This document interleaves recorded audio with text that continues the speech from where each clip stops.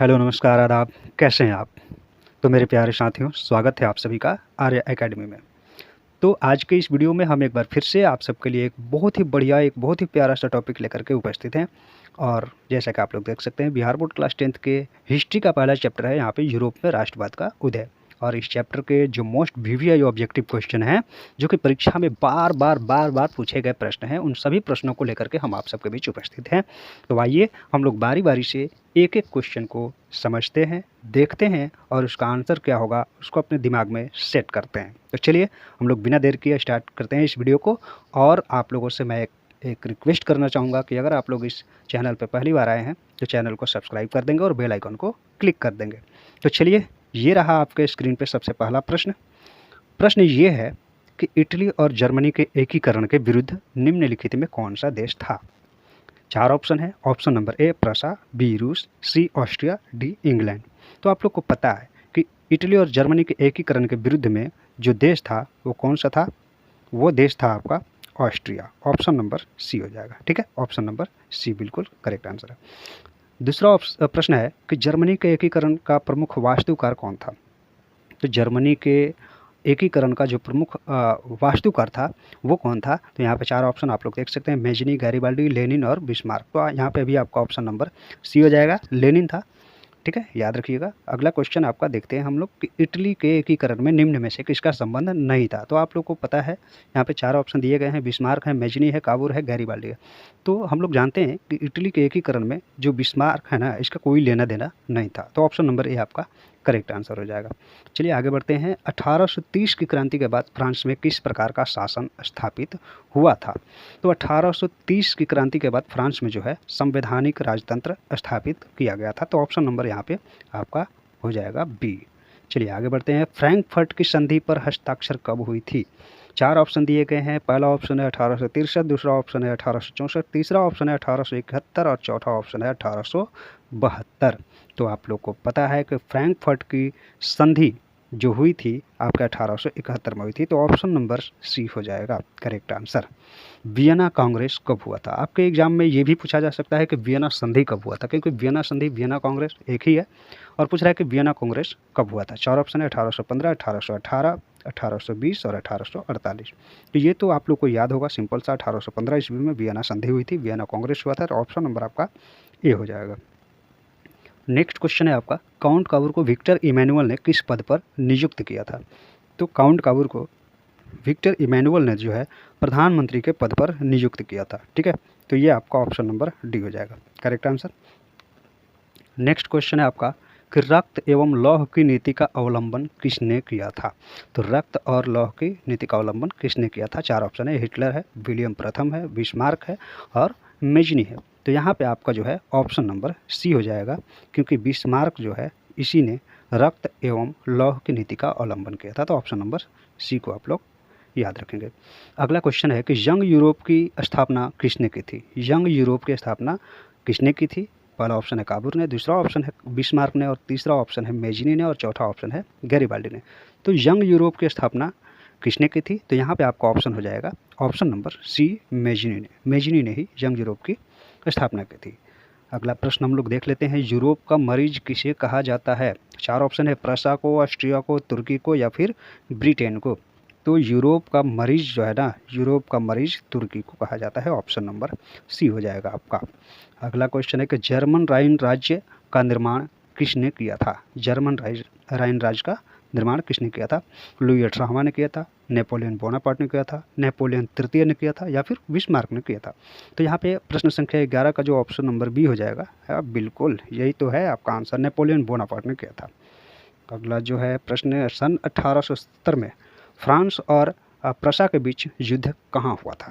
1870 में फ्रांस और प्रसा के बीच जो युद्ध हुआ था वह युद्ध कहाँ पे हुआ था, ये पूछा जा रहा है।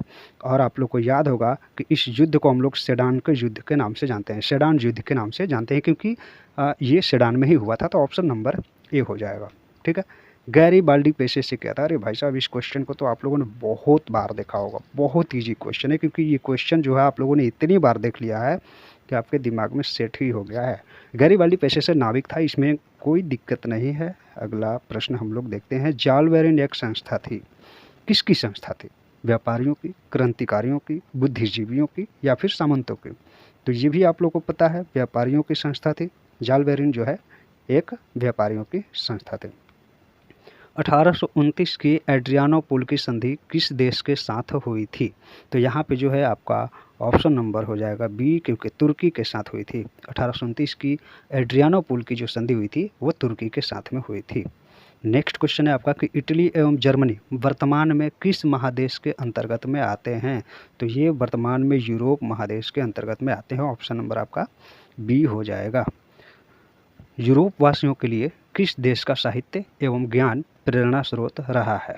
ठीक है, 17वां जो प्रश्न है कि यूरोप वासियों के लिए किस देश का साहित्य एवं ज्ञान जो है प्रेरणा स्रोत रहा है? तो ऑप्शन नंबर यहाँ पे हो जाएगा डी। ऑप्शन नंबर डी में आपका जो है यूनान ऑप्शन में ये आपका करेक्ट आंसर हो जाएगा। अगला क्वेश्चन है किस युद्ध के बाद जर्मनी का एकीकरण पूरा हुआ? तो यहाँ पे 4 ऑप्शन है, प्रसा डेनमार्क युद्ध, सीडान का युद्ध, सेडोवा का युद्ध या फिर क्रीमिया का युद्ध। तो प्रश्न संख्या 18 का जो आंसर होगा आपका ऑप्शन नंबर बी हो जाएगा। सेडान के युद्ध के बाद जो है जर्मनी का एकीकरण का काम जो है पूरा हो गया था। तो ऑप्शन नंबर बी हो जाएगा। नेक्स्ट क्वेश्चन है आपका कि फ्रांस में किस शासक वंश की पुनर्स्थापना वियना कांग्रेस के द्वारा की गई? तो आपको पता ही है कि बुर्बो राजवंश चलता था, बुर्बो वंश की स्थापना फिर से कर दी गई।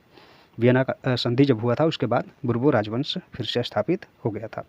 नेक्स्ट क्वेश्चन है कि लाल कुर्ती का गठन किसने किया था? बहुत इंपॉर्टेंट क्वेश्चन है आपका, लाल कुर्ती का गठन किसने किया था? तो ये आपको पता ही है, गैरीबाल्डी ने किया था। ऑप्शन नंबर सी हो जाएगा करेक्ट आंसर। ये बिल्कुल आपका आंसर करेक्ट है। मेजनी का संबंध किस संगठन से था? भाई साहब ये बहुत इंपॉर्टेंट क्वेश्चन है। मेजनी का संबंध किस संगठन से था? लाल सेना, चेका, लाल कुर्ती या फिर कार्बोनरी? तो ऑप्शन नंबर आपका हो जाएगा डी, कार्बोनरी। कार्बोनरी से मेजनी का संबंध था, तो ऑप्शन नंबर डी हो जाएगा। सीडान का युद्ध कब हुआ था? सीडान का युद्ध कब हुआ था? यहाँ पे 4 ऑप्शन है, 1867 में, 1868 में, 1870 में, 1871 में। तो यहाँ पे जो आपका आंसर हो जाएगा वो आपका आंसर हो जाएगा ऑप्शन नंबर सी, 1870 में हुआ था। सीडान का युद्ध 1870 में हुआ था। गॉस्टिन की संधि किस वर्ष हुई थी? गॉस्टिन की संधि किस वर्ष हुई थी? 1864 में, 1865 में, 1866 में या फिर 1870 में। 4 ऑप्शन आपके इस प्रकार दिए गए हैं। तो यहाँ पे जो आपका आंसर हो जाएगा वो आंसर हो जाएगा ऑप्शन नंबर बी, क्योंकि 1865 ईस्वी में गॉस्टिन की संधि हुई थी। अगला जो है प्रश्न आपका ये जो है कह रहा है कि मेटरनिख का पतन किस वर्ष हुआ? प्रश्न संख्या 24, मेटरनिख का पतन किस वर्ष हुआ था? तो यहाँ पे जो है 4 ऑप्शन आपके सामने दिए गए हैं। यहाँ पे ऑप्शन नंबर सी को आप लोग करेंगे टिक, क्योंकि मई 1848 में जो है मेटरनिख का पतन हो गया था। अब यहाँ पे चारों ऑप्शन में ही 1848 आपको देखने को मिल रहे हैं, बस महीने का फ़र्क है, मार्च, अप्रैल, मई, जून। तो मई वाले को याद रखिएगा, मई 1848 ईस्वी में मेटरनिख का पतन हो गया था। नेपोलियन संहिता किस वर्ष लागू की गई थी? नेपोलियन संहिता जो है किस वर्ष लागू की गई थी? 1804 में। ये तो आप लोग को भी पता होगा। प्रश्न संख्या 25 का ऑप्शन नंबर डी आपका करेक्ट आंसर हो जाएगा। नेक्स्ट क्वेश्चन है आपका कि इटली और जर्मनी के एकीकरण का विरोधी कौन था? तो 4 ऑप्शन है, ऑस्ट्रिया है, फ्रांस है, ब्रिटेन है और रूस है। तो यहाँ पे जो ऑप्शन नंबर ए है ना, ऑप्शन नंबर ए में दिख रहा है आपको ऑस्ट्रिया, यही जो है इटली और जर्मनी के एकीकरण का विरोधी था, क्योंकि ये राष्ट्र राज्य नहीं चाहते थे। प्रश्न संख्या 27 आपका कि जर्मनी का एकीकरण किस वर्ष पूर्ण हुआ, यानी किस वर्ष पूरा हुआ? जर्मनी का एकीकरण जो है 1871 में पूरा हो गया था। प्रश्न संख्या 27 का ऑप्शन नंबर डी को करेंगे टिक। वियना सम्मेलन का अध्यक्ष कौन था, या फिर वियना कांग्रेस का अध्यक्ष कौन था, ऐसे भी पूछा जा सकता है। या फिर वियना संधि का अध्यक्ष कौन था, ये भी पूछा जा सकता है। तो प्रश्न संख्या 28 का आप लोग याद रखेंगे, जो ऑस्ट्रिया का चांसलर था मेटरनिख, वही अध्यक्ष था। ऑस्ट्रिया का चांसलर भी था और उसका नाम मेटरनिख था। गीजो कहाँ का प्रधानमंत्री था? ये बहुत इंपॉर्टेंट क्वेश्चन है। गीजो कहाँ का प्रधानमंत्री था? 4 ऑप्शन है, प्रसा का, तुर्की का, फ्रांस का या फिर सीडान का। तो आप लोग याद रखिएगा, गीजो जो है यह फ्रांस का प्रधानमंत्री था। कहाँ का था? फ्रांस का, बिल्कुल। चलिए, सेडोवा का युद्ध किन के बीच हुआ था? तो 4 ऑप्शन है, सेडोवा का युद्ध जो है ऑस्ट्रिया सीडान के बीच हुआ था, या फिर ऑस्ट्रिया प्रसा के बीच हुआ था, या फिर सीडान प्रसा के बीच हुआ था, या फिर तुर्की मिस्र के बीच हुआ था। तो प्रश्न संख्या 30 का आपका ऑप्शन नंबर हो जाएगा, ऑस्ट्रिया और प्रसा के बीच में सेडोवा का युद्ध हुआ था। मेटरनिख व्यवस्था का उद्देश्य क्या था? तो मेटरनिख व्यवस्था का उद्देश्य क्या था? पहला ऑप्शन है, देखिए पढ़ते हैं, गणतंत्र की स्थापना करना। दूसरा ऑप्शन है प्रजातंत्र की स्थापना करना। तीसरा ऑप्शन है पुरातन व्यवस्था की पुनः स्थापना करना, या फिर चौथा ऑप्शन है नेपोलियन की पुनः स्थापना करना। तो यहाँ पे जो है ऑप्शन नंबर सी हो जाएगा, क्योंकि आप लोग को पता है कि ये जो मेटरनिक था ना, ऑस्ट्रिया का चांसलर था, और ऑस्ट्रिया क्या था, वो रूढ़िवादी था। वो सभी जो हैं रूढ़िवादी थे और अपने पुरानी व्यवस्था को ही फिर से स्थापना करना चाहते थे। तो ऑप्शन नंबर आपका सी हो जाएगा। ठीक है, चलिए, वियना किस देश की राजधानी है? तो 4 ऑप्शन है आपके, फ्रांस है, इंग्लैंड है, ऑस्ट्रिया है, रूस है। तो वियना किस देश की राजधानी है? तो वियना जो है ऑस्ट्रिया की राजधानी है, वहीं पे वियना संधि हुआ था। अगला क्वेश्चन है, क्रीमिया का युद्ध किस वर्ष हुआ था? क्रीमिया का युद्ध जो है किस वर्ष हुआ था? आप लोग याद रखेंगे, क्रीमिया का युद्ध 1854 ईस्वी में हुआ था। अगला क्वेश्चन है कि राष्ट्रवाद की अवधारणा का जन्म किस घटना से माना जाता है? 4 ऑप्शन है, पुनर्जागरण, धर्म सुधार आंदोलन से, गौरवपूर्ण क्रांति, या फिर फ्रांस की क्रांति। तो आप लोग को पता है कि राष्ट्रवाद का जो उदय हुआ था, कब से हुआ था, यानी कब से माना जाता है? तो फ्रांस की क्रांति से माना जाता है। इसी घटना को राष्ट्रवाद की अवधारणा का जन्म जो है माना जाता है। ऑप्शन नंबर डी हो जाएगा। नेक्स्ट क्वेश्चन है आपका कि ऑटो को निम्न में से कहाँ का राजा घोषित किया गया था? प्रश्न संख्या 35 है।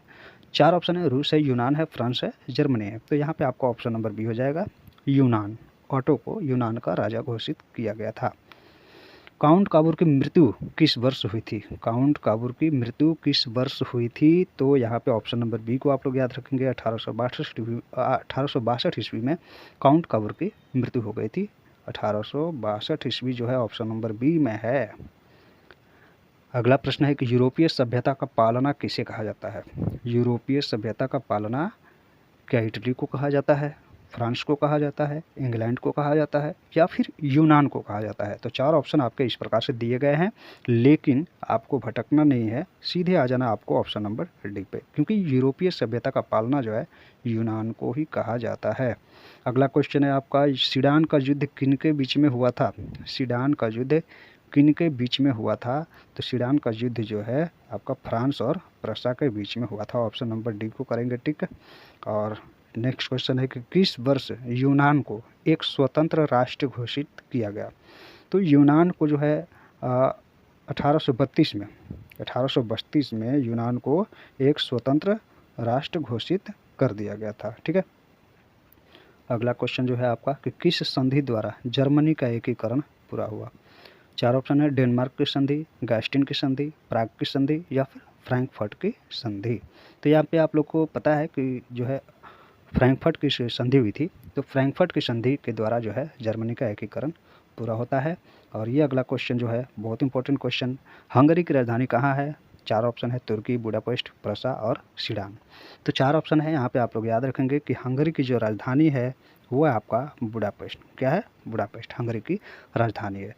तो इस प्रकार से आपका जो है ये सभी क्वेश्चन पहले चैप्टर के पूरे होते हैं, और हम उम्मीद करते हैं कि सारे क्वेश्चन आप लोग को अच्छे तरीके से समझ में आ गए होंगे, किसी प्रश्न में कोई भी दिक्कत नहीं आई होगी, और आप लोग आराम से अच्छे तरीके से समझ गए होंगे।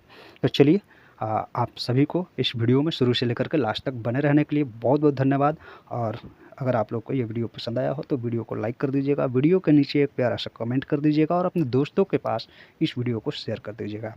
और एक बार मैं फिर से कहता हूँ कि अगर आप लोग इस चैनल को सब्सक्राइब नहीं किए हैं तो आप लोग चैनल को जल्द से जल्द सब्सक्राइब कर लीजिए, क्योंकि यहाँ पे आपके लिए बहुत अच्छे अच्छे टॉपिक पे वीडियो हम लेकर के आते रहते हैं। तो चैनल को सब्सक्राइब कर लेंगे और बेल आइकन को क्लिक कर लेंगे। चलिए, मिलते हैं अगली वीडियो में, तब तक के लिए धन्यवाद।